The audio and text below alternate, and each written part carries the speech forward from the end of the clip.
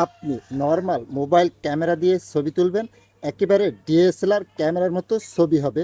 ফোনের ক্যামেরার মধ্যে এই সেটিংসগুলো চালু করে রাখলে কিভাবে সেটিংসগুলো করে মোবাইলকে ডিএসএলআর ক্যামেরার মতো বানিয়ে নেবেন জানতে হলে প্রথমে আমাকে ফলো করে দিবেন এবং ভিডিওটা আপনার টাইমলাইনে শেয়ার করে রেখে দিবেন, যে কোনো সময় প্রয়োজন পড়লে দেখে নিতে পারেন। ফার্স্ট অফ অল আপনার ফোনে ক্যামেরা অ্যাপসটাকে ওপেন করবেন, দেন কর্নারে যে সেটিংস আইকন রয়েছে এর উপরে ট্যাপ করবেন, তারপরে উপরে পেয়ে যাবেন মোর সেটিংস, এর উপরে ট্যাপ করবেন।